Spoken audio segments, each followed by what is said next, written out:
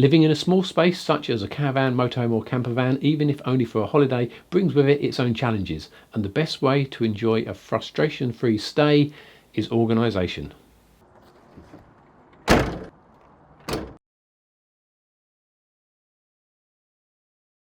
Hi, it's Dave T here, and a month or so back, after 20 years of caravanning, we traded in our 8-metre twin-axle caravan for a 6.4-metre Adria Twin campervan. With such a significant downsize, especially considering we would also be losing the not inconsiderable storage space of our tow car, we knew that we would have to be even better organised than we had been in the caravan. Also, in a campervan or motorhome, you are travelling in the same space as your equipment and luggage, so keeping everything strapped down and in place, and most importantly, rattle-free, is crucial. With that in mind, I started to plan out how we would best utilise our new campervan storage space, starting with the garage. I wanted to focus on the right-hand garage wall, which, apart from some cubby holes alongside the door and a water tank access hatch along the top, was otherwise clear. This gave me a working canvas of about 1400 by 700 millimeters. So next I needed to consider the items best stowed on the wall. Now, we are new to campervanning but have been towing caravans for almost 20 years. This meant that I had a good idea of which items would get in the way most if not properly stowed, and also what needed to be most accessible. The first on my list were the large items, or more specifically the items with the most awkward sizes and shapes. These were the camp chairs, the grip mats and the handle for the awning. Next up were the quick access items, which were the hose reel for filling the fresh water tank and the electric hookup lead. The grip mats would, hopefully, rarely be needed, so they would be the first item on the wall.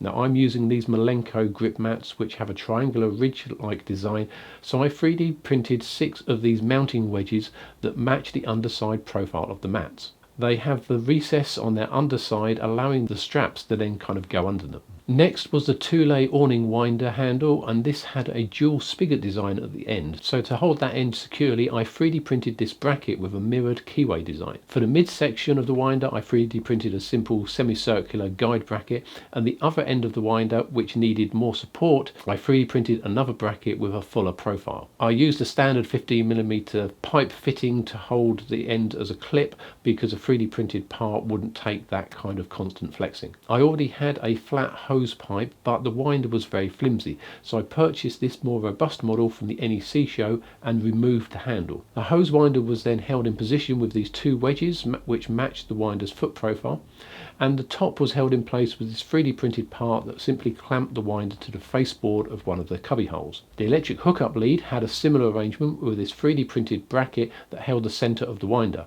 This was then bolted onto an additional wooden plate so I could place it in the optimum position. The chairs would be held in place with some straps threaded through these stainless steel tie downs, both of which were purchased on Amazon. But this would theoretically leave a void behind them, especially if I decided to purchase another 2 grip mats later. Now, when switching from a caravan to a campervan, one thing you lose is all of the odds and sods that you normally carry in a car as a matter of course. One such item is a travel blanket.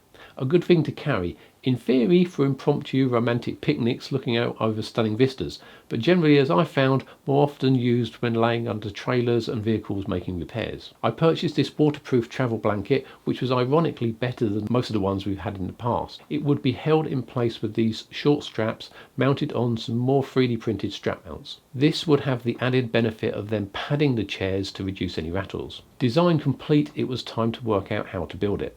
Now, this design would require about 45 fixings, and there was no way I was going to drill 45 holes in the garage wall, especially considering that the water tank was behind a good proportion of that wall. So instead I purchased a sheet of 6mm plywood, which I cut to match the available area of the existing wall.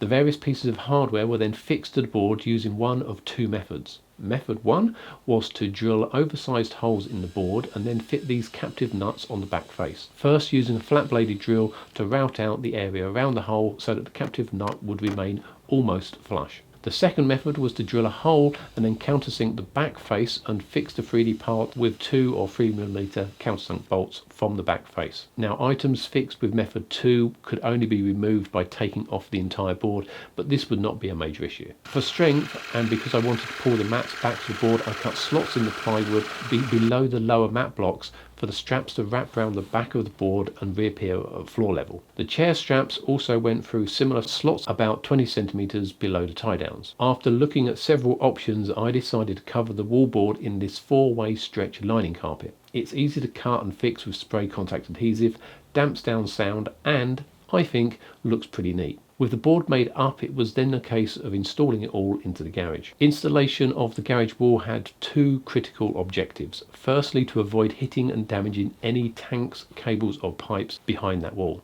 Secondly, to ensure that the wall could easily be removed in the future if required. The weight of the wall and anything strapped to it would be supported basically by the floor, so the main forces to be concerned with were lateral ones pulling it away from the wall. So I focused on fixing the board along the top of the wall, only drilling through in places where I could confirm both visually and or by touch that there was absolutely nothing that I would hit.